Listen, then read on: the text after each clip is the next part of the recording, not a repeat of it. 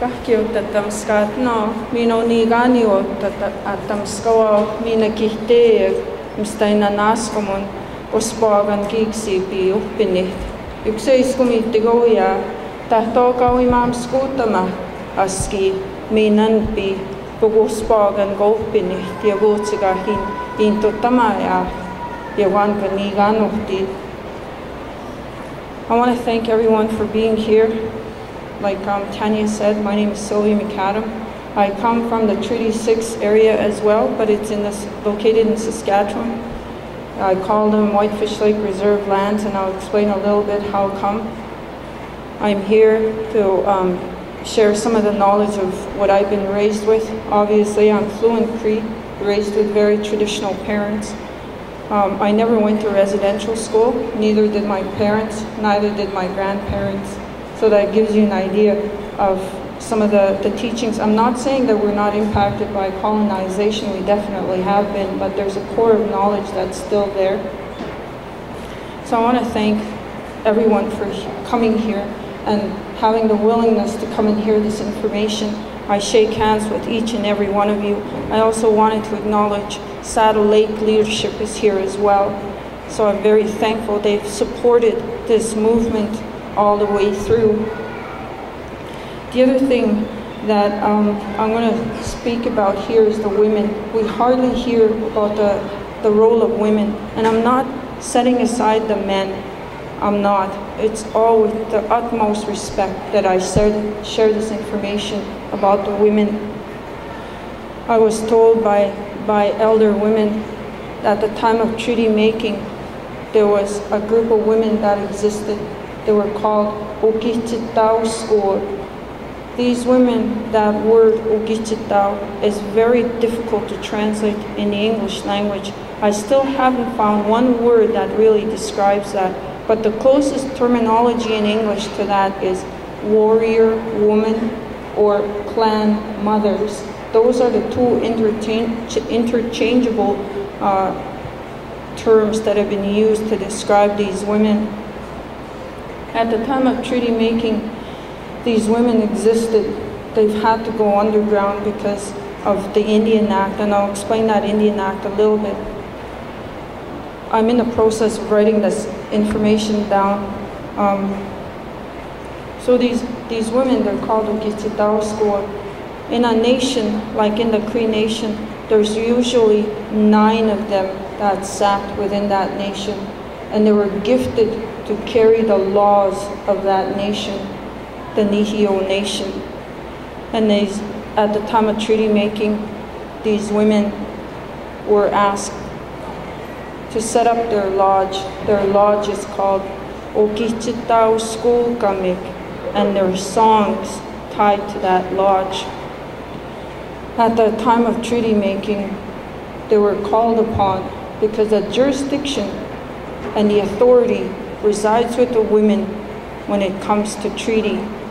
That's how come at the time of treaty making, we are always maintaining, we never ceded and surrendered land, because women did not give that authority to the men to cede and surrender the land, and that still exists today.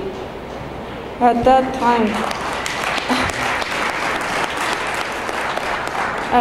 time, so the women were called together, these 9 women. That one particular woman, we call her Kihche Okicitaw school. She's the leader of these women. And they sat in that lodge for 4 days and 4 nights. They smudged and they prayed for those 4 days. They knew, they understood the land was going to change. And they knew that, and they spoke about it. And that one elder woman, that Kihche Okicitaw school, she was stubborn, determined, courageous, all those qualities of a warrior woman. They put things in that treaty for us to sustain and to carry us into those times ahead today.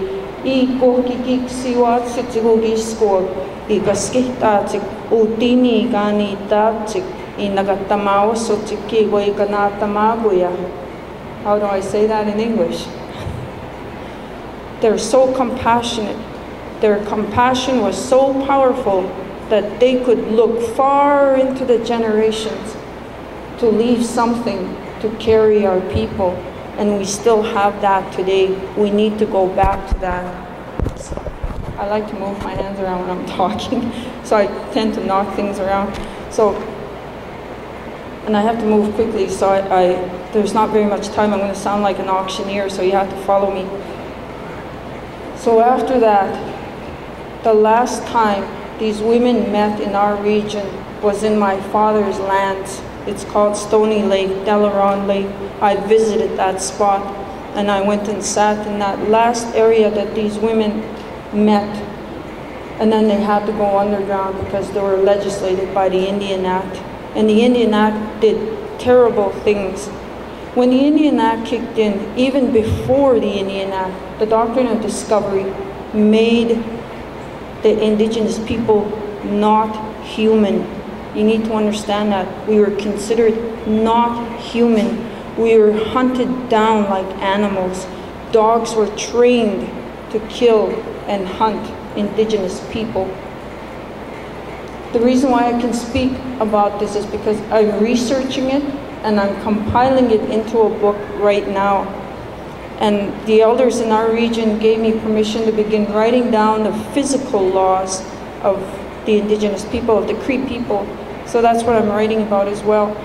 But these women, when they became legislated by the Indian Act, they were considered not human. There's something that the European nation brought over here, and I mean not to offend them, but this is fact. It's found in their documents. When they set out to hunt down foxes, rodents, rats, all these different things, they target the females. They poison the nests of those rats, those fox, anything they considered rodents. They took that mentality, because we were not human, they took that mentality and targeted the females, the women of the Cree nation, of all the other indigenous nations. And when you target the women, you target the nation. And that's what the Indian Act has been doing. That's what the Indian Act still does. I do not support the Indian Act. I want to make that clear. But if they're going to make changes, they have to consult with us and talk to us about it. If they're going to make changes, if they're going to do something with the Indian Act, remove it, but put our laws in there and put these women in there. Let's revive those Okicitaw school again, because they're the ones that have authority and jurisdiction over the laws and the land. We need to bring those women back. That is how come we see this state of lawlessness in a lot of our communities. Our laws are not being spoken about anymore. Our laws are not followed. Bastahuin, Bastamuin, Ochiniwin, Ochinimuin. I hardly ever hear anybody speak about those anymore. Bastahuin is that breaking of a creator's law against another human being. And a sub-law to that is Bastamuin, when you're gossiping and breaking that verbal law where you're threatening people. That's what that law is. Ochiniwin is the breaking of the Creator's law against anything other than a human being. This is where we tell our children, don't torture that animal. Really, we're telling them that that's that law we're trying to teach them. We hear our elders, don't torture that animal. That's what they're trying to tell you. Ochinimuin is that law where hunters are very careful before they go hunting, that they don't brag or talk in a bad way about that animal. That's that law. Our laws are still there. We never gave them up in treaty. They're still there. And in order to be a nation, the laws are the foundation to that. There's 3 elements to a nationhood recognized in the international arena: land, language, and culture. And if we lose those things, we're done. We're finished. In history, it's shown that a nation can withstand poverty, dislocation, war, any of those things. But when a nation loses its sense of self and its identity, then it's not long from this world. It doesn't have long for this world. So this is what I want to bring to you. We are in a critical state. What the Canadian government, what Harper's government is going to do is they're going to legislate us into extinction. And they're doing that in the US right now, and they're bringing it here. This is how come it's critical for our people to get together and stop it in any way we can, but peacefully, because we don't want anyone harmed. This is contrary to our laws. Idle No More began with 4 women in Saskatchewan. We were all talking about this, and we were talking about Bill C-45. And one of the women is a white woman. So it's a blend of women. It's not just Indian women that started this movement. It's a blend of women. It just turned out that way. It wasn't because we didn't want men involved. It just turned out that way, just like it's turning out the way it is here. It just so happened that way. So when we begin to talk about land, language, and culture, we're talking about our nationhood. And our nationhood is under attack. So I'll let the other ladies have time to speak as well, but that's a little bit of what I came here to share. So I thank every one of you for coming here. It's meant for you to be here to hear this information. Muy Okicitaw, you're meant to hear it. So thank you. Kitatamskat no kahkyo minananas komun ibitagukti ay hay.